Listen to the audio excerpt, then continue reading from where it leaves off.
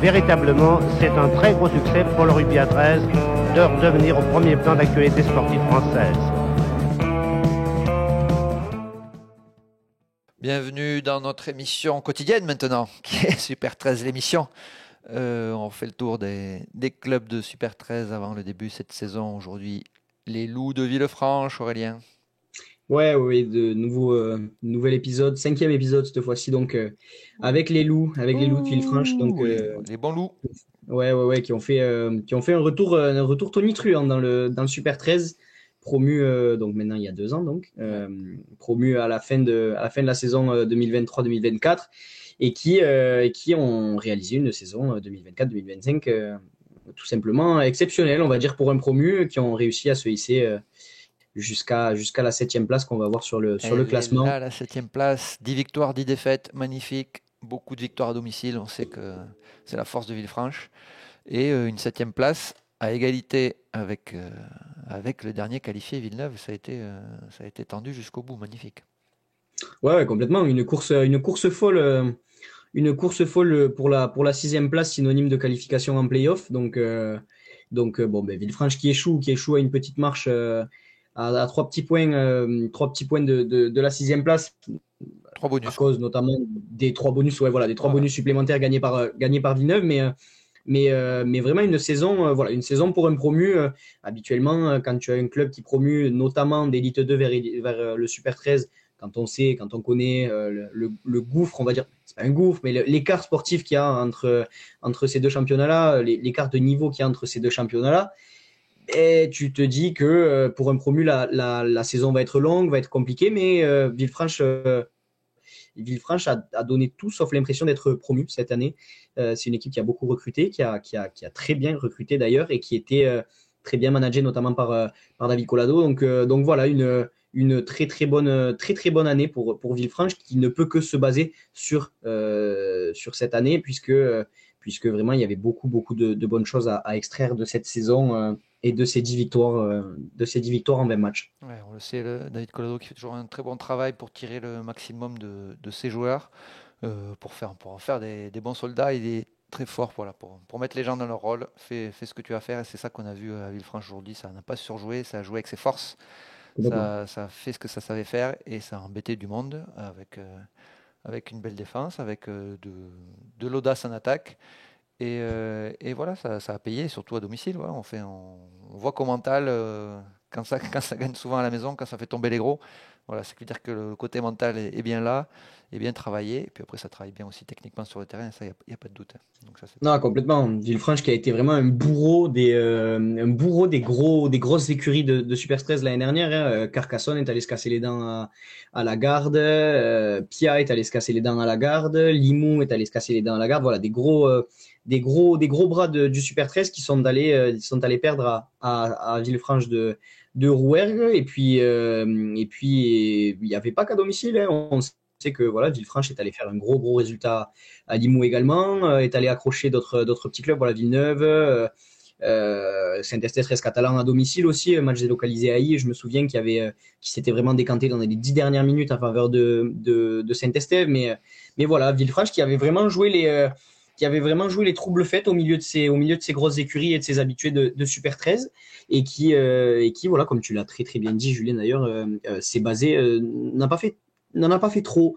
C'est vraiment basé sur ses forces, à jouer son jeu, à jouer son rugby, et on s'est rendu compte que finalement, il en fallait pas beaucoup plus pour faire quelque chose d'intéressant dans ce championnat-là. Donc voilà, une saison très intéressante de Villefranche, et qu'on espère fondatrice pour la saison qui va arriver. oui, tout à fait.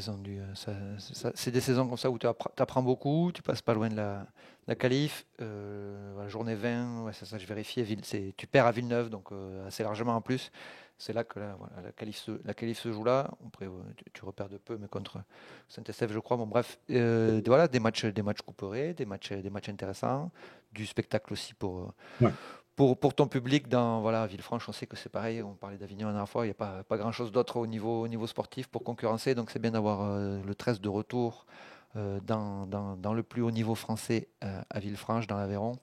Et ça fait toujours plaisir. On attire assez facilement des joueurs qu'on connaît on connaît la qualité du club et voilà, des dirigeants et de la bonne ambiance qui s'y déroule. Donc, on va voir d'ailleurs dans les transferts que tu peux accueillir des joueurs du Tour, des joueurs de Toulouse Olympique par exemple, des joueurs du coin qui vont venir renforcer l'équipe, et surtout Jonathan Ford qui vient mettre son talent, son jeu au pied, voilà, son expérience au service d'une équipe qui monte. Ah oui, non, mais c'est sûr, c'est la recrue, centrale du mercato des Loups de Villefranche cette année. Jonathan Ford, voilà, qu'on ne présente même plus en Super 13 pour les amoureux de notre championnat, mais passé par le Théo Olympique, installé maintenant depuis quelques saisons à la charnière à Limoux, décalé cette année d'ailleurs au poste de troisième ligne pour combler les petits trous, mais voilà, un joueur aux qualités techniques et à la vision de jeu qui quoi qu'on en dise reste quand même de très très bonne qualité, un joueur très expérimenté qui a connu le plus haut niveau. Donc forcément, j'ai envie de dire pour les Aveyronnais, forcément une très très bonne recrue. Et puis après viennent se lier à côté des joueurs sur lesquels on peut compter, un peu plus jeunes parfois. Voilà, je pense notamment à Mathias Jimenez, qui est vice-champion de France U19 cette année avec Lézignan, mais qui a déjà ce profil-là de véritable soldat. C'est un jeune pilier, mais qui ne rechigne vraiment pas à l'effort et qui est capable vraiment de répéter les efforts, qui, je pense, dans un système comme celui que prône David Collado, trouvera de quoi s'amuser. Et puis à côté, voilà, Enzo Gruppi-Tambien aussi. Voilà, il y a quelques éléments aussi qui arrivent de se faire un peu plus haut. Je pense notamment à Enzo Delbé, qui lui est vraiment un très très bon élément, formé à Bao, passé par Saint-Estève Catalan avant de s'exiler pendant 2 saisons, un peu plus de 2 saisons en Australie. Et voilà, un joueur très très dur, très très constant, très très précis d'ailleurs dans ce qu'il fait. Ce qui fera évidemment le bonheur du staff des Loups, et qui viendra encore plus renforcer cette équipe qui déjà était assez costaud l'année dernière. Ouais, après on peut aussi, on voit que quelques étrangers qui sont repartis, on peut attendre quelques signatures supplémentaires. Voilà, après on sait que Villefranche a l'habitude de recruter quelques étrangers en dernière minute, plutôt bon en général, ils se trompent pas trop, donc ça peut être pas mal. Question, qu'est-ce qu'on fait de Jono Ford, parce que la charnière est bien installée à Villefranche, est-ce qu'on le met en 6 ou on le pose en 13 comme il a fait ses preuves à Limoux? Ben, compliqué, parce que voilà, on a vu que c'était un joueur qui avait une capacité d'adaptation très très de par son expérience d'ailleurs, je pense, mais qui est une capacité d'adaptation qui était très très intéressante et je pense utilisable. Alors qu'est-ce qu'on fait? Cariveng Payares, pardon, excusez-moi pour lui, qui ont fait le porte-plaire de la saison l'année dernière et qui ont fait une bonne saison. Ouais, voilà, la charnière Karivenk Payares. Après, à voir, parce que aussi, voilà, on a perdu Yuksekder, le talonneur australien qui est reparti au pays. Et très souvent, c'était Pierre Karivenk qui faisait la doubleur de Yuksekder au talon. Donc pourquoi pas envisager le repositionnement de Pierre Karivenk au talon, et dans ce cas-là de titulariser John Ford à la charnière avec Romain Payares. Tout ça, c'est la vérité du terrain qui nous le dira à nous, et qui le dira surtout, qui a dû déjà le dire, je pense, à une semaine de la reprise, mais oui, j'espère, qui a dû déjà le dire à David Collado et à son staff. Donc à voir comment Romain Payares et John Ford peuvent se trouver, si l'alchimie se crée entre les deux, si l'alternance entre la fougue et la vista de Romain Payares et la sérénité et le jeu au pied de John Ford arrive à bien se combiner ensemble. Voilà, c'est des choses qu'on découvrira au fil des matchs, nous, en tant que spectateurs. Mais je préfère, en tout cas moi, si je devais donner mon avis, je préfère le John Ford demi que le John Ford troisième ligne. Tout à fait d'accord. Et s'il te plaît, Jono, mets-nous plus de grandes chandelles. Parce que, voilà, tous ces joueurs capables de mettre des grandes chandelles, je me demande, mais pourquoi ne le font-ils pas plus souvent? C'est vrai. S'il vous plaît. Grande jambe, grande chandelle, John Ford. Ouais, ça c'est bon. C'est l'effet de levier. C'est la physique, tout simplement. C'est vrai. Donc une belle équipe de Villefranche qui a, par contre, s'est mis tout seul une petite pression, c'est-à-dire, voilà, maintenant, dur d'espérer faire moins bien. Donc, et mieux, c'est la qualification.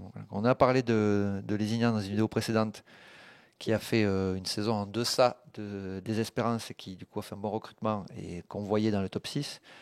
Donc voilà, si Villefranche doit aller gratter dans le top 6, que nos prévisions sur les Ignans sont bonnes, il va falloir en sortir 2 et ça ne sera pas évident. Donc on espère une belle bagarre pour cette 6e place pour Villeuf. Est-ce que tu penses que ça va passer? Je suis d'avis, je pense on va échanger les rôles, toi et moi, mais voilà, t'as pronostiqué les Ignans 5e, j'avais dit 6, et moi je vois plutôt Villefranche finir 5e à la place de Villeneuve, et on en parlera quand on il va parlera nous de faire, Villeneuve. qui va nous faire sauter d'autres? Je vais faire sauter le club cher à notre ami Raphaël Ousti qui me maudira probablement par la suite, mais j'espère pour lui et pour son club qu'ils nous feront mentir. En attendant, voilà, je vois Villefranche sûr de ses forces. Je vois un staff qui n'a pas bougé d'un seul centimètre, un noyau dur de joueurs, notamment la charnière, des postes clés, voilà, comme ça, l'arrière aussi, des joueurs qui n'ont pas changé, qui n'ont pas bougé, avec un noyau qui reste sensiblement le même. Donc, une certaine continuité. Et je pense que basé sur ça, avec les nouvelles recrues qui arrivent et qui feront du bien, je pense, à l'effectif de Villefranche, cette année, les Aveyronnais voilà, je pense, sont capables d'aller chercher une place significative voilà, une place de 6e ou de 5e, je pense. Ok, moi, je les mettrais peut-être à la même place parce que tu vas beaucoup moins surprendre tes adversaires, on le sait maintenant, ils le savent. Ouais. Il y a peut-être un peu de légèreté chez les autres, même si tu fais une bonne saison, même si tu enchaînes les victoires.